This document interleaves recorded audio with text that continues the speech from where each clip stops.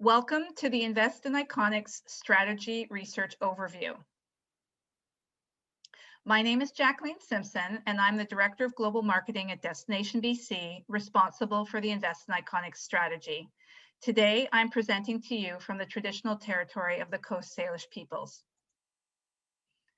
By way of a brief overview, the Invest in Iconics strategy aims to responsibly and sustainably increase tourism revenue and visitation to British Columbia through a strategy that encourages the geographic and seasonal dispersion of visitors. Our immediate goal is to use the Invest in Iconics strategy to speed tourism recovery to pre-pandemic levels. Our long-term goal is to create, market, and develop inspirational and globally compelling routes and destinations that capture the attention of the world's traveler and that act as a magnet for attracting travelers to BC. Together with you, we want to make all parts of British Columbia even more appealing in more seasons. To achieve geographic and seasonal dispersion, we are using the integration of place branding and placemaking to create unique and globally compelling place brands that capture our target travelers' imaginations. And through destination development, we will leverage these place brands to create remarkable in-destination experiences that exceed traveler expectations and create positive word of mouth. To create compelling place brands, we have invested in consumer, sentiment, and competitive destination research to deepen our understanding of British Columbia's place in the global tourism ecosystem and in our target travelers' minds. And we have created this series of videos to share this research with you. We hope that these videos will provide you with interesting insights and a better understanding of how British Columbia can build unique and globally differentiated brands through the Invest in Iconics project. This video is one of 8 videos that focuses on the competitive destination reviews conducted in 2020 and early 2021. This presentation in particular focuses on driving routes and trails around the world that are either in direct or indirect competition with driving routes in British Columbia, such as the Gold Rush Trail or Highway 1 from Vancouver to the Rockies. It's my pleasure to introduce you to Mary Elliott, who conducted this review and who will now share this research with you.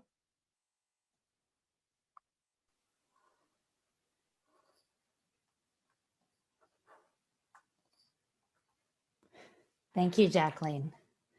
Today, I would like to acknowledge that I am presenting to you from the traditional territory of the Coast Salish peoples. I'd like to start out by sharing a little of our process. As Jacqueline said, we looked at destinations with driving routes and trails that could be considered either direct or indirect competition, or were doing something interesting that we thought we could learn from. The list was expansive, but we narrowed it down to 16 key destinations.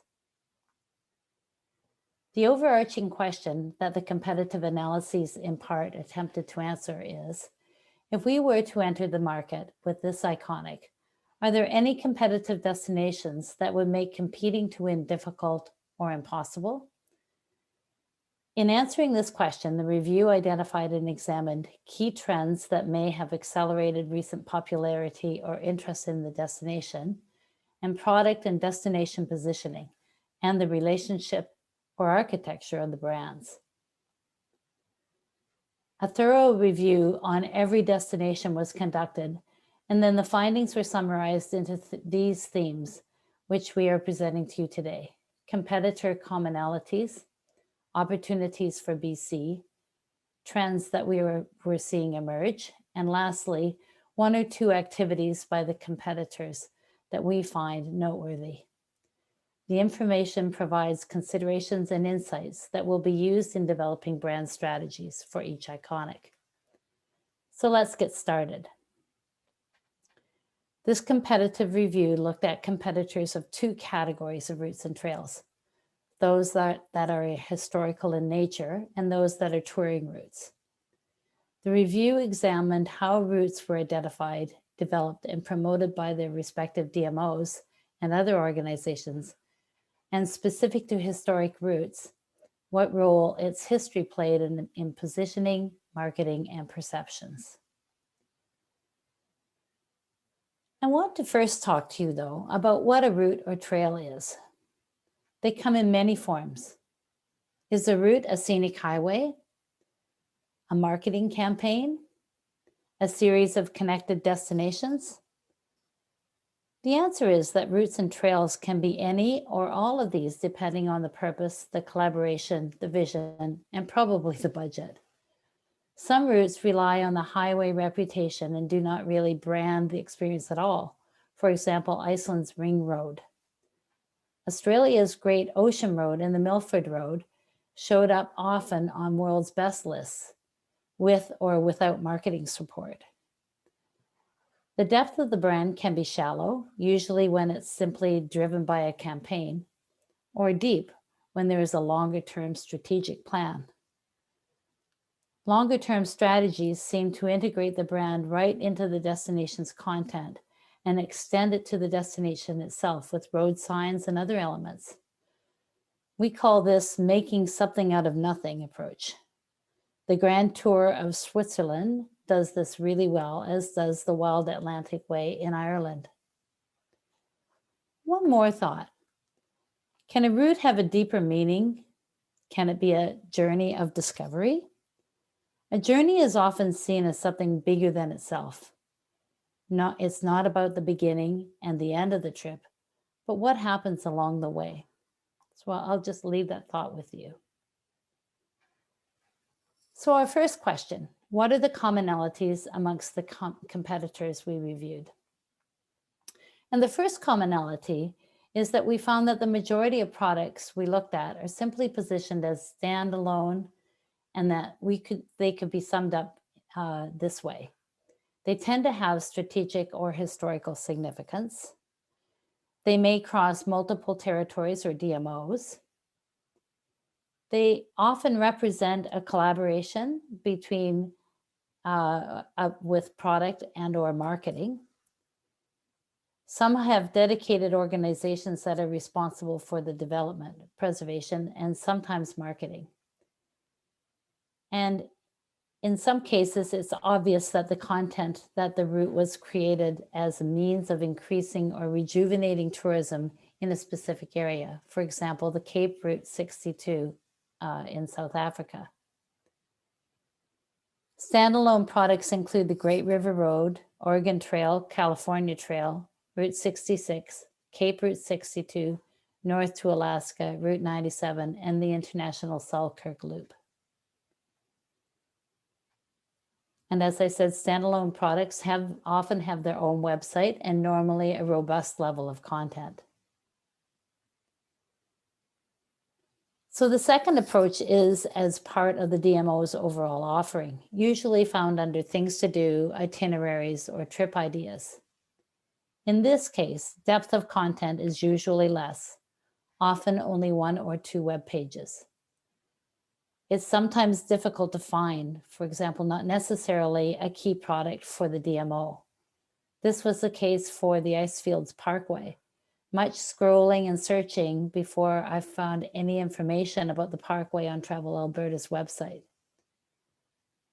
And thirdly, it can be part of a greater route. For example, the Ring of Kerry is part of the Wild Atlantic Way. So within this group, Legendary Pacific Coast, Great Ocean Road, Milford Road, El Camino, and the Grand Tour of Switzerland.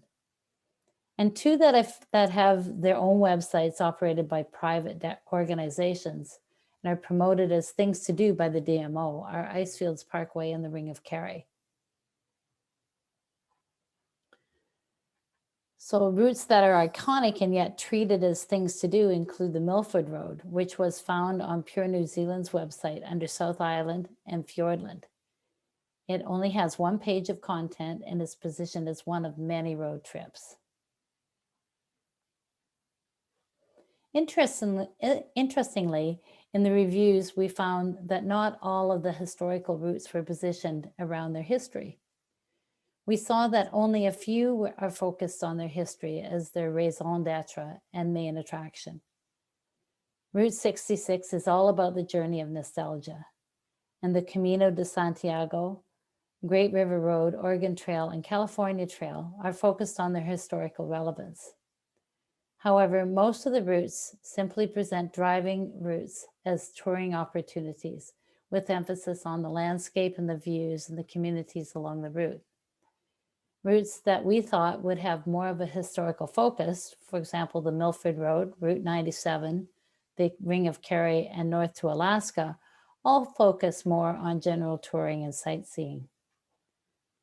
Importantly, among all the routes and trails reviewed, only Route 66, which is still in early stages of developing its marketing, speaks to the emotional benefit of personal enrichment that comes with connecting with living history. This gives us food for thought around the historical positioning of our own routes and trails. Obviously, historical relevance is an important feature to many travelers, but is it the main reason for travel? The second commonality is around the frequency of UNESCO designations around the routes, as well as the focus, or should we say the lack of focus placed on the designations. As you know, UNESCO World Heritage Sites are selected for their educational, scientific, and/or cultural importance. So it's not surprising that many of the routes we reviewed include one or more designated sites, given their geographic and/or historical importance. What we found interesting is that not all the routes address their designated sites, perhaps because they're not necessarily accessible or demarked. Or is it because the DMO did not see the value in the designation? So most of the site designations were found by Googling the route name and UNESCO.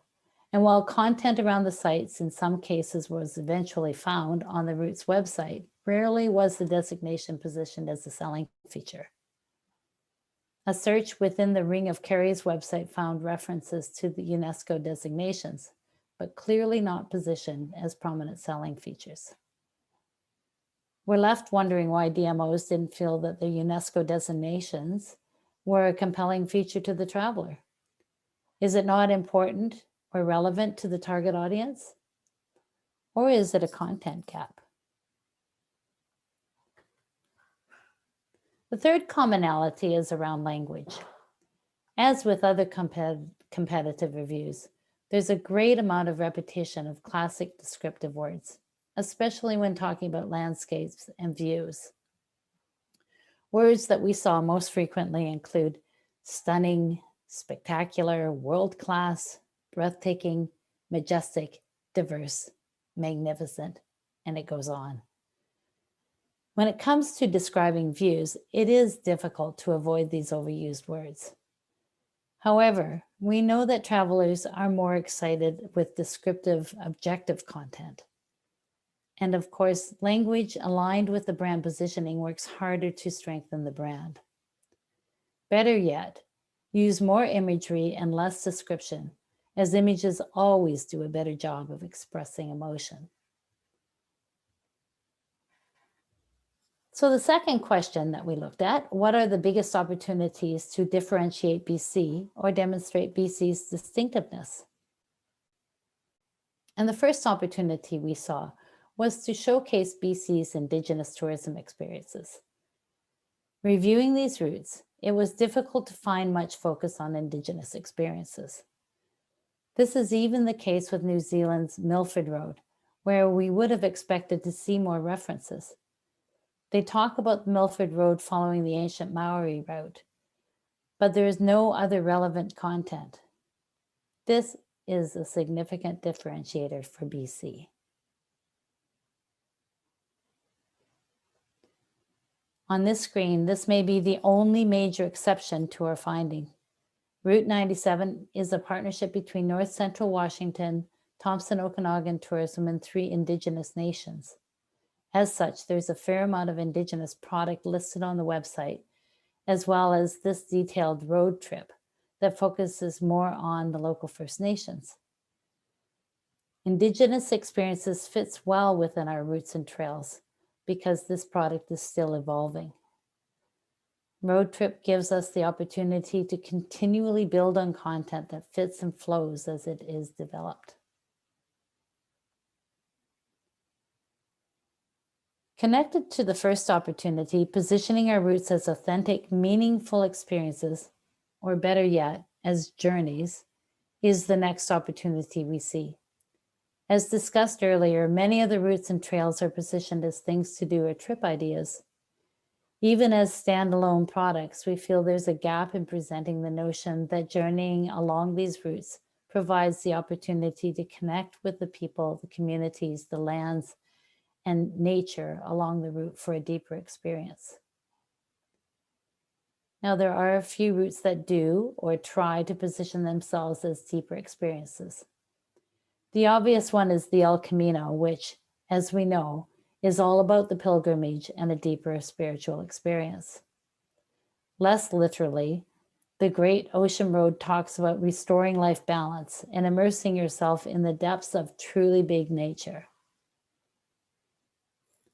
The U.S. National Park Service talks about how Route 66, quote, evokes images of simpler times, mom and pop businesses, and the icons of a mobile nation on the road, end quote, enticing travelers to wax nostalgic as they venture down the route. And the Ring of Kerry speaks of opportunities for visitors to talk to their great atmosphere, friendly vibes, and good crack. However, we did not find a significant positioning of the routes as journeys with deeper outcomes, aside from the El Camino. And yet we know that the travel that allows the visitor to connect with locals and have deeper experiences with the local culture and history is fundamentally why many travel.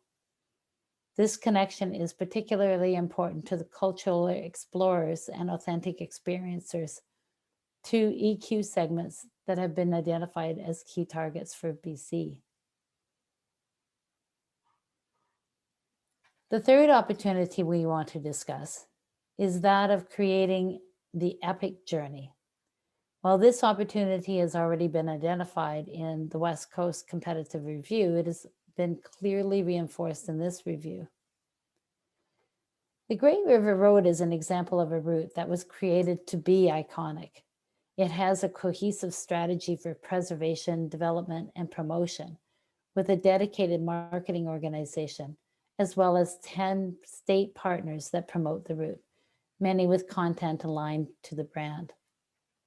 Branded, wayfinding signage, in-depth website and social media content, maps, and app, many interpretive centers all help to build the brand as iconic. Another probably much younger example is Cape Route 62 in South Africa, which was developed as a tourism route to revitalize tourism by drawing travelers off the highway. Road signage and communities along the route help to create the brand that is to create a sense of nostalgia that will pull travelers off the highway to wander along the route. While this route is still young in the marketing sense, it's already has the reputation as being the longest wine route in the world. Other sources have flagged Route 62 as a great add-on or even a better way to go than the more established garden route. Cape Route 62 has nowhere to go but up and is a good example of creating something out of nothing. And a quote from a video by Vox about Route 66 perhaps sums up this opportunity best. And the quote says, "We think of places on a map as dots, but maybe a place can be more of a line."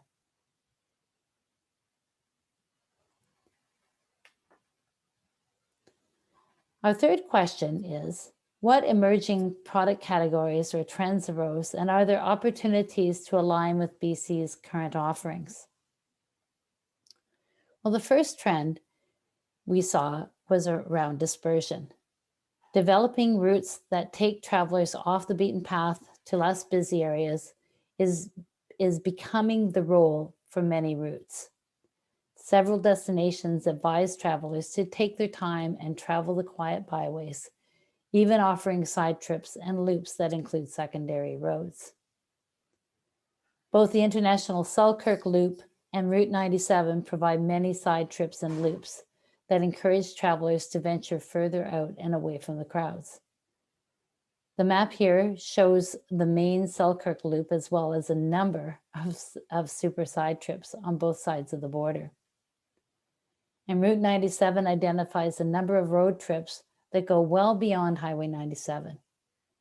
We've already talked about how Route 66 and Cape Route 62 are journeys off the highway into the countryside and through the small communities that stand to benefit the most from tourism. Dispersion, both geographic and seasonal, is the premise and role for many routes.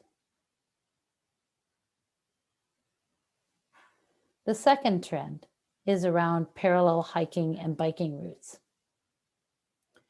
Offering a hiking or biking route that more or less follows the driving route is one that is gaining much interest as it provides a physical or mental goal for the traveler. Exploring a destination by bike or foot allows the traveler a more up-close and personal experience and can help to establish a route as an aspirational goal for many. It's worth noting that many of the routes are made famous through adventure tour operators. So here are some examples of routes that have bucket list treks and or epic rides. The Kerry Way, which is part of the Ring of Kerry, is touted as the longest marked hiking route in Ireland. And the Milford Track is one of New Zealand's great walks. In fact, as you can see here, New Zealand's most famous walk. Icefields Parkway has private operators offering supported cycling trips and is now on many bucket lists. International Selkirk Loop offers a cycling route map. And of course, the El Camino is a route that, while driving parallel is possible, is meant to be done by foot. Interestingly, biking the route is also becoming really popular. The final area that we want to share with you are some noteworthy findings we saw. Because we're recommending showcasing Indigenous experiences as a significant opportunity, we wanted to talk about Route 97's three-way partnership. As a result of this formal partnership, there's a strong representation of Indigenous products and an opportunity to grow this aspect. The partnership is prominently positioned and provides the important context that the route was an ancestral trail for thousands of years. This partnership appears to be unique with stronger representation of Indigenous product and imagery than anything else we saw. And no, the Dingle Peninsula was not part of this competitive review. However, we came across this visitor experience development plan when conducting our research and found their work very similar to that of this project. The overarching objectives of the Dingle Peninsula VEDP include providing motivational reasons for international tourists to visit and stay in the local communities, and to increase the economic value generated by visitors to the destination. It is meant to support the evolution of the area from visitor attraction to a sustainable year-round tourism destination. It makes for very interesting reading.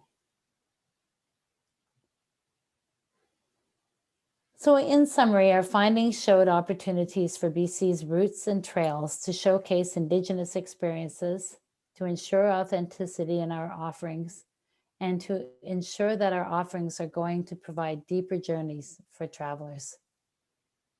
And lastly, we're seeing routes being developed to address dispersion and an uptake in parallel bike routes and or riding routes that are in themselves iconic.